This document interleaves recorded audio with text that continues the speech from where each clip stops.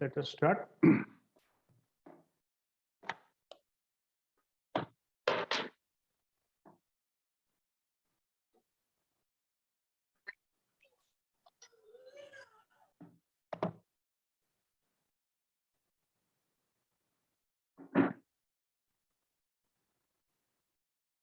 Let us go through the next sum. Let's see what is given. We are talking about the problems related to elastic constant.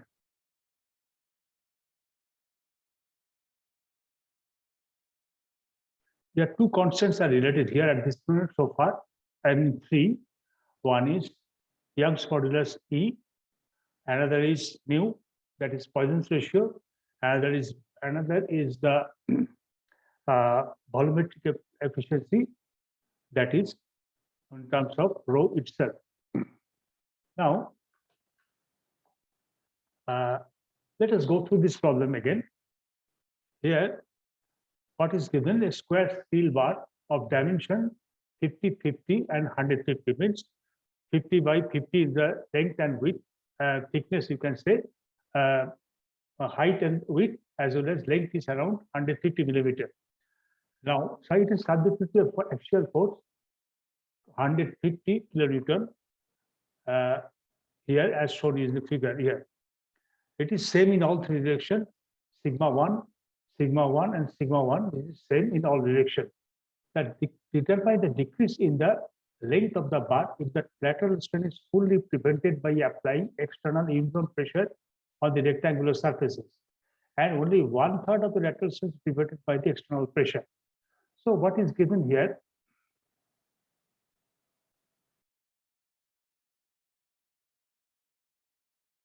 So what is given? A bar whose dimension is known. It is known that it is a steel bar. So means the Young's modulus and Poisson's ratio both are known and both are given 205 GPa into and mu 303.03. Now it is subject to the axial load 150 kilonewton. Say along the axis means along the longitudinal axis.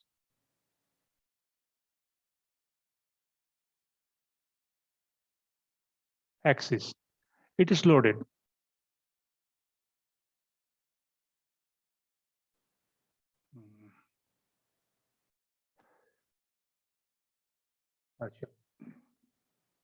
Along the longitudinal axis, it is loaded by around 250 kilonewton. It is shown here. Now, what is the problem? Determine the decrease in length of the bar. So length is given here is 150 millimeters. We have to determine the decrease in length. So if the lateral strain is fully prevented by applying uniform external pressure on rectangular surfaces. So first thing is all the lateral stresses, which is compressive in nature, well, the stress along the length is compressive in nature. As if it is trying to contract or deteriorate the length of the prismatic bar itself. And in the meantime, as the length is deteriorating or decreasing or contracting, the thickness as well as width is increasing. So width and thickness is supposed to be increasing in the result of external load 250 kilonewton. But first condition is what will be the decrease in length if the total lateral strain is fully prevented by applying external uniform pressure on the rectangular surfaces. So whatever may be the strain, but in extension of the lateral side, it is prevented totally by applying external load. First of all, it is shown that it is fully prevented and only 1/3 of it is prevented. The two conditions are given. Now, we know axial load, just I have told you 250 kilonewton, E is given, gamma is given, gamma means mu is given. So decrease in length is fully prevented, 1/3, only 1/3 of the length is prevented.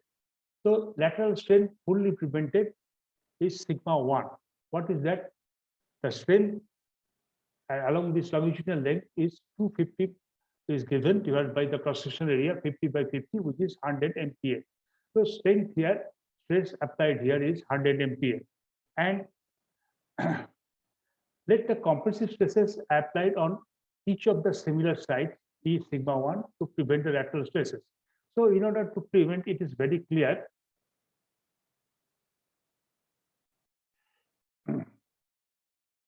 We have to apply sigma stress, that is sigma T, over the side here, here, and here to prevent the stresses here, prevent any elongation, any contraction here.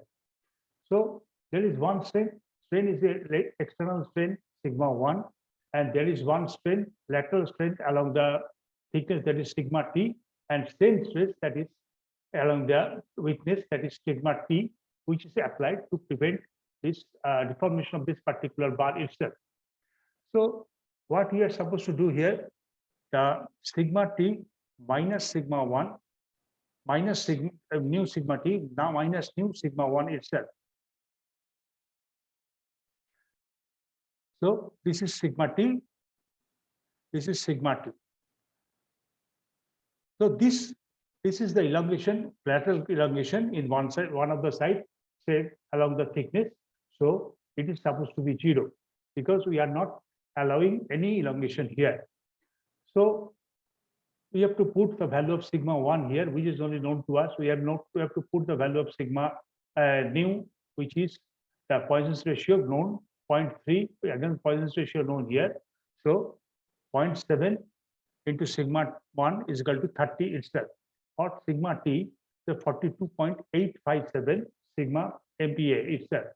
So decrease in length with this sigma T is supposed to be, if we put it here, in all the respective value, sigma T is put, sigma 1 is put here, and sigma 2, and Poisson's ratio and Young's modulus is put here, and length is also put 100 millimeters. So if we apply there will be contraction, all right, but that will be only 0.4536 millimeter itself. If we put all the value, then this contraction, total contraction in length or total decrease in length is 0.0543736 millimeter. And if only 1/3 of the lateral strain is prevented, so what we have to find out that what is the lateral strain and what is the 1/3, what is the value of 1/3 of it. In the absence of compressive stress in the side, to prevent the total lateral strain, the lateral strain is supposed to be nu sigma 1 divided by E, where nu is the longitudinal stress which is applied by applying the load of 250 kilonewton, and which is equal to the value equal to 100 MPa. Now 1/3 of this can be prevented. So the lateral strain of 1/3 of lateral strain will be nu into sigma 1 divided by 3 into 3, and leaving 2 into 2/3 as such as remains as it is. So 1/3 of this strain is prevented, means multiplied by 1/3 it is prevented, and 2/3 of it is not prevented. Now the compressed strain, in order to make the same, we have to apply here as again sigma T and sigma T here, and sigma 1 which is known, and sigma 1 here, and sigma T here, and here it is sigma 2 into gamma sigma 1 divided by 2/3 sigma T. Means this is the amount of strain we are allowing. Amount of strain means we are allowing. That is 2/3 of the strain itself. Only 1/3 is allowed, it's prevented, but remaining 2/3 is allowed to apply. So we are putting here 2 gamma into sigma 3 by 2, and it is put as negative because it is contracting in nature. So there's 2 stages of opposite direction, then sigma T and sigma T this is unknown, and sigma 1 is known, and here sigma 1 is also known. So you put what the particular value, then 0.7 sigma T is equal to 30 minus 20, then sigma T is equal to 14.286 MPa. Then does decrease in length. If we put this value of sigma T here and here, then it will be 100 into 2 40.2 into 14.26 is equal to 0.0669 millimeter itself. Here sigma 2 is equal to sigma 3. Thus, this is the problem where what we are doing. First, it is shown that it is dimension of the part is made of steel. Its dimension is given as dimensions are all given, and an external load is applied longitudinally, which is also given. It is the load, so we can safely calculate the external stress, longitudinal stress, which is compressive in nature, and if we convert the load into the stress itself, it will be converted into 100 kilonewton itself, 100 MPa itself. Now the first question was lateral strain is fully prevented. First of all, what will be the decrease in length of the bar if the total lateral strain is prevented and only 1/3 of the lateral strain is prevented? Two portions of the problem. First, we are dealing with the total strain is prevented. Now, what has happened? The strain in the lateral side is given by sigma c, say in the thickness side, in the thickness along the thickness minus Poisson's ratio multiplied by the sigma along the stress along the width minus Poisson's ratio multiplied by the sigma 1, which is the compressive stress along the length of the bar itself. So what happens if we know that this strain will be totally 0? So we put the value of strain here and strain here, say sigma 1 here, and put the value of nu and put the value of E, and we'll get the sigma T that's required to prevent total contraction, total elongation sidewise is given as 42.853 kilonewton MPa itself. Now, decrease in length is given as, so that decrease in length, we put the value of sigma 1 and sigma T itself, which is already calculated, then we'll know thus the total decrease in length will be 0.05436 itself. First of all, we have put the equation for total equation for contraction like this, that is sigma T minus nu sigma T minus nu sigma 1, which put equal to 0. Sigma T is the distance, it's the stress induced in the along the thickness, and say this sigma T, you can say that is with the stress induced along the lateral side itself, and sigma 1 is the stress induced in the length itself. And we know this, there is no, first of all, no lateral strain is, lateral strain is there. So due to the effect of sigma 1 itself, there has supposed to be no lateral strain. Then what will be the value of sigma T and sigma 1 in order to prevent any sort of lateral strain? So we have put the value of sigma 1, we know value of gamma, and this is multiplied 1 by E, value of nu and value of E. That sigma T and sigma omega is supposed to be same as the cross-section thickness and width are exactly equal.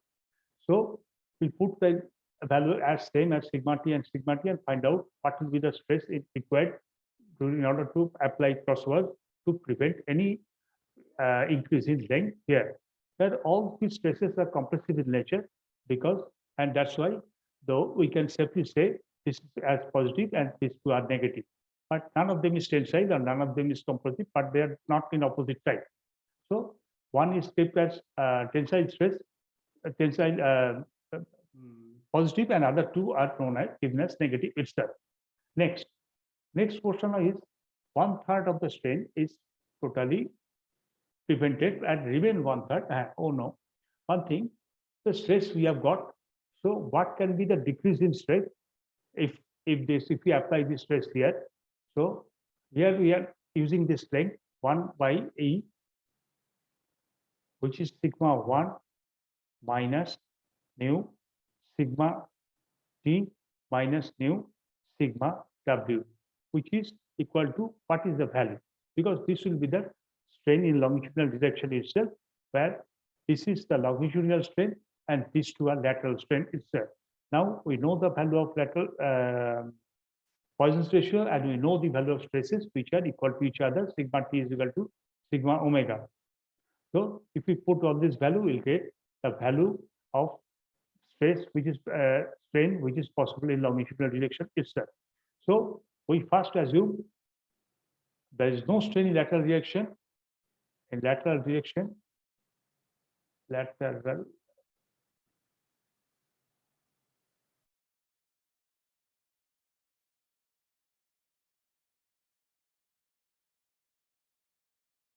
no strain in lateral direction first, no strain in lateral direction.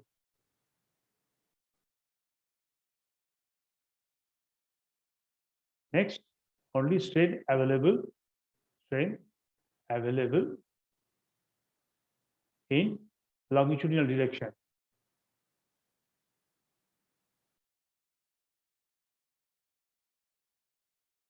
Okay. Now, next time we are going to that what will be that decrease in length when you know the compressive process which is required to apply on the sides to prevent any sort of deformation at the lateral side. But this effect of this lateral side will have an effect of the longitudinal side, and its length will not be allowed to decrease to that extent is the application of due to the presence of these two lateral stresses itself. So by putting it in the same equation, the respective values we get, this is the amount of reduction in length possible when the stress induces in all three values are all three sides are like this here and here. Now, next time, in the next part of the problem, what we want to know, if only 1/3 of the lateral strain is prevented, then what will happen? So 1/3 is prevented.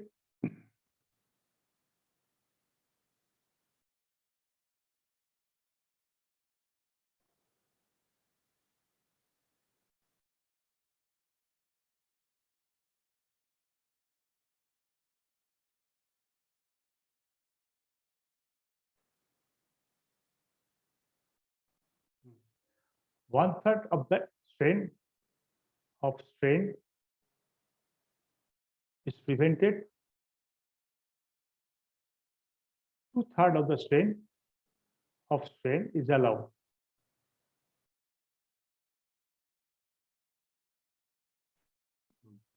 So what happens? Just one second.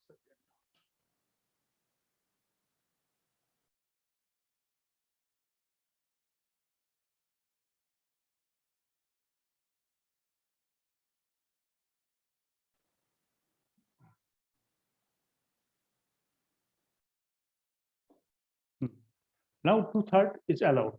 So what happens here?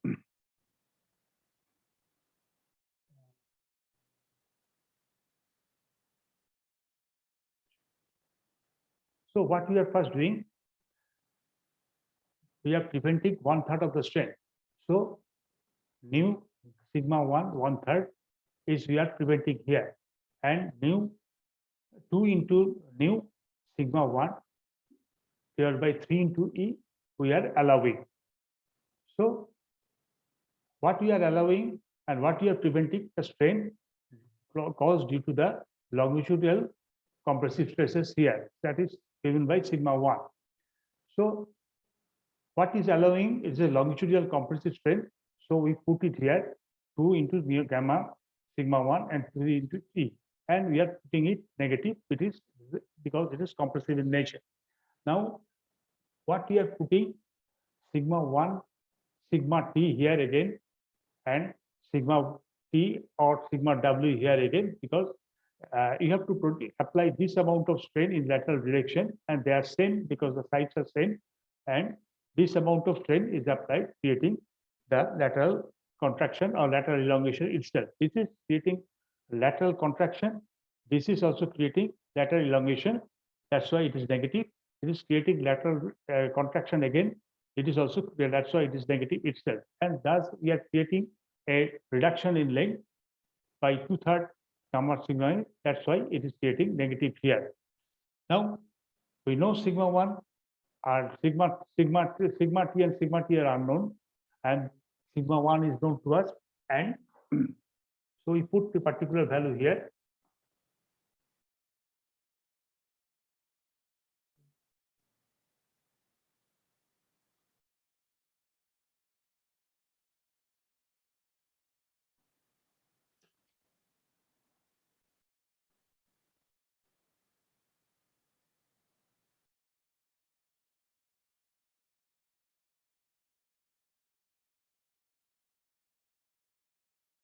Then we put the particular strengths here and values of sigma 1 and put the value sigma t and sigma t as it is.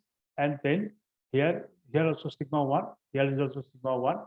And thus we are simplifying, get sigma t is equal to 12 in 14 into 2, 286 MPa. So this amount of strain is required to prevent 1/3 of the to keep only 1/3 of the contraction and 2/3 of the contraction remains viable. So that's the resistance length sigma 1 is longitudinal stress divided by E minus nu sigma t divided by E minus nu sigma t divided by E. This is the lateral decrease in length. As we are already declaring this decrease in length, so you don't have to put negative in the outside. So you can only put negative here and here to show a reduction in the longitudinal length here due to lateral strain, and put respective value or 14.86 and 400 and nu and G, E, and we get the decrease in length as equal to 0.0669 millimeter if there is only 1/3 of the length is allowed to reduce itself. Okay, let us go to what is the tensile stress diagram itself. Now, any material which is subject to the increase in tensile load and studied by the specimen of tensile testing machine, specimen in a tensile testing machine, and plotting the stress strain diagram. The stress strain diagram which here we are plotting strain along x-axis,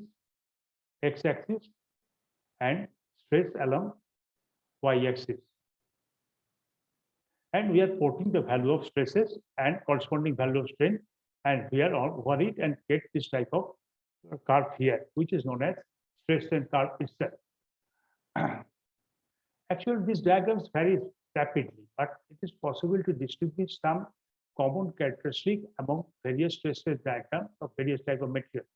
It is observed that broadly, the materials can be divided into two categories on the basis of this characteristic, ductile as well as brittle. So this stress strain curve is different from stress strain curve is different from material to material, material to material itself. But generally, this type of curve is shown as due to MS bar itself, which is also supposed to be shown in your practical class in your strength of material. Now, there are certain common characteristics. Mainly, we have to suppose to distinguish between them. What is the ductile material and what is the brittle material itself? Ductile materials such as steel and many other alloys may be able to yield at normal temperatures. The plot between strain and the corresponding stress of a ductile material is represented graphically by stress strain curve itself. So ductile material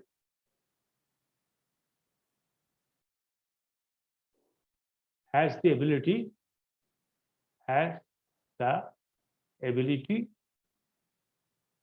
to yield. But what is that? What is yield? Mostly steel, ductile materials are mostly steel, mostly copper, and most ductile material is gold, aluminum, etc. Brass. These materials, mainly the commonly used engineering materials, are also ductile in nature. What is ductility? What do you mean by ductile? The plot between strain and the corresponding stress of a ductile material represented graphically by the stress strain curve itself. Here, this is shown as the mild steel, MS or mild steel, and the stress is calculated on the basis of the original area of the steel bar itself. Most of the other engineering materials show a similar pattern to a varying degree. So following their special features. First of all, what are the different portion of the stress strain curve itself. First, load is increased gradually and stress is given by the load divided by the cross-sectional area of the bar itself. Strain will be proportional to the load up to a certain value. That is the line O and line P. Stress is proportional to strain means stress is perfectly elastic here. Elastic here means if the stress is removed or the load is removed, the material will go back to the original leg. And up to this limit, the Hooke's law is applicable. Thus, the line OP from here to here is defined as the elastic limit, and where strain is proportional to strain and is known as the line of proportionality. But this line, this one is up to OP. Line as proportionality means here line of proportionality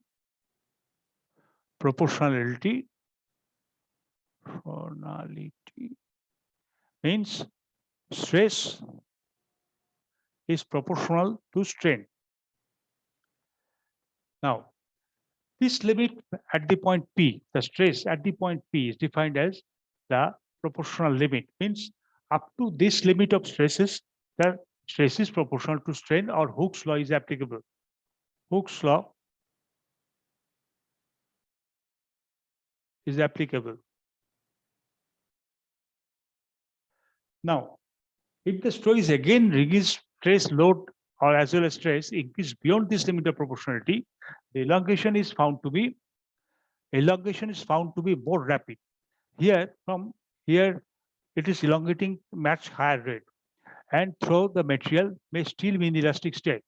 Yes, up to the on removing the load, the strain will vanishes. The elongation will relatively small increase in load is caused by slippage in the material along the oblique surface and mainly due to shear stresses. The point E depicts the elastic limit. Hooke's law cannot be applied in this range as the strain is not proportional to strain here. So point E we call elastic limit, but here Hooke's law is not applicable because here stress is not proportional to the strain itself. Now, this point is very near to P, and generally, many times the difference between P is more or less ignored because it can't find out the difference during plotting the valve in your plotting machine of the elastic UTM machine, because here's this difference cannot be shown properly into this your card. But more or less, we can say proportional limit as well as elastic limit is more or less same itself. Now, the load is further increased. Here comes a plastic deformation. Means here comes a plastic deformation occurs. Means on removing the load, the strain is not fully recoverable. At point Y, say here the metal shows an appreciable strain even without further increase the load. Here the strain is increasing at its own without much increase in stress or much increase in rate. The component or the material or the concerned member is deforming, and this is it cannot be recoverable. If you remove the load, this deformation cannot be recovered again. Here, an appreciable strain without further is load in the Y he said. If we further, the curve drops slightly at the point Y dash, and the yielding point again goes up to the point Y, then Y dash itself. This is Y dash or single dash here, and this is the Y double dash here. The point Y dash and Y double dash is the upper and lower yield point respectively. So upper yield point shows as comparatively lower stress, and lower yield point shows comparatively higher stress. But this difference is almost invisible, cannot be established in practice. This stress strain curve is not steady, and here stress is not proportional to strain itself.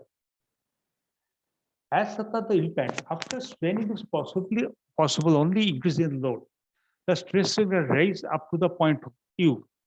That is the relation, the strain in the relation between Y to U is 100 times that from O to Y. So here much higher amount of elongation takes place, and almost 100 times more elongation from O to Y. It takes place from Y dash to U itself. And none of this, and the value of YU is known as ultimate stress, and mostly plastic, which cannot be reformable here. The ultimate stress is the ultimate stress is equal to U, which gives us the maximum stress or ultimate stress, which is available in the Hooke's curve itself.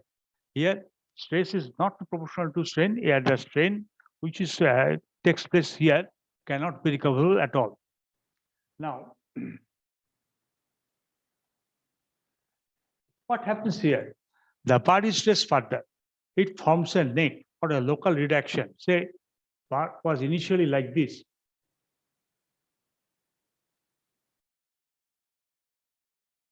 But now it is forming this type of shape. This is called neck formation.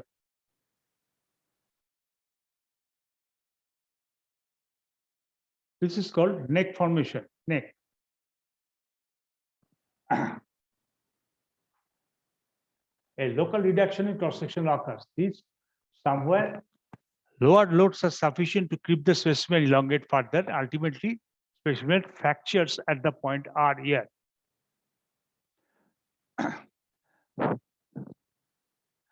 It is noted that fracture occurs along a cone-shaped surface at 45 degrees with the material itself. And the surface of the specimen increases the shear is primarily responsible for the failure of ductile material itself. If the load is divided by the original area, the stress is known as nominal stress. It is lesser at the rupture load than the maximum load itself. However, the stress obtained by dividing the reduced area of the cross section is known as actual or true stress and is greater than the maximum load itself. Is shown in the figure by the dotted line.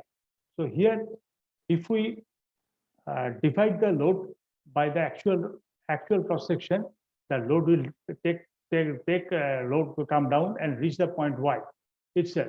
But if the load is divided by the reduced dimension in the neck itself, the load will the stress will gradually go up as per the stress dotted line itself shown here. The brittle metal, cast iron, glass, stone, mainly glass and cast iron, rupture without any change in the rate of elongation, and there is no difference in the ultimate strength and the rupture strength itself. The strain at the time of rupture is much smaller than the rupture is much smaller for brittle material as compared to ductile material. There is no neck formation, and the specimen of the brittle material and the rupture occurs along a particular surface to the globe, indicating the normal stresses primarily responsible for the failure of the brittle material itself. So what happens here for the ductile material, which there is a seminal yielding takes place, means stress is increased in proportional to strain and reach the point P with a constant proportionality, then that elongation or contraction increases without much appreciable pressure, which phenomenon is defined as ductility itself. Then the load increases as well as the strain also increases, but not in proportion to each other. And at the point Y, that load, that particular prismatic bar which is being loaded is fractured to make so that this is the maximum stress created in the bar, which is defined as the ultimate stress itself. But this is for the ductile material. For brittle material, there is no such formation of yielding takes place. There is no yield for brittle material.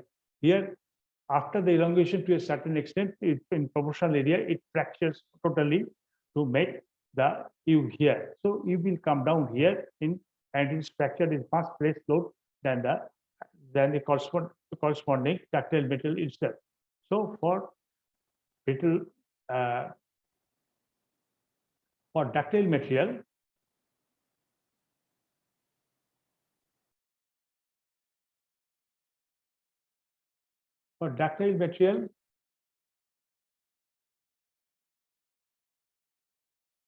phenomenon revealed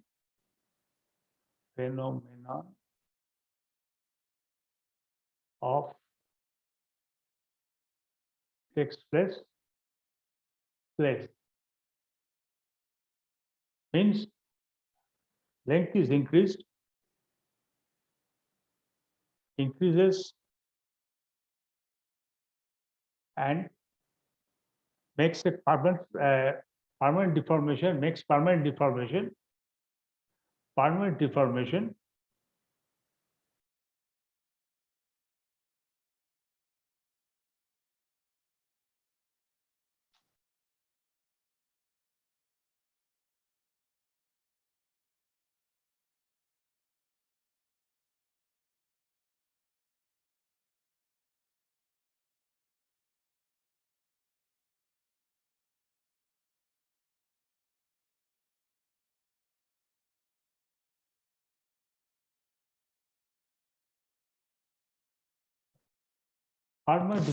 in the constant material.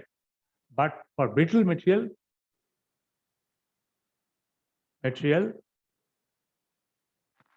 no yielding takes place. No yielding, that is the material, no yield takes place. That is, material does not change its length with the increase in load, without or completion increase in load, but fracture takes place immediately after the fracture takes place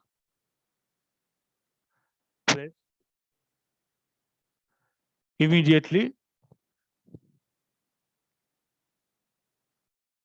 after deformation. At the time of yielding, stress is not proportional to strain.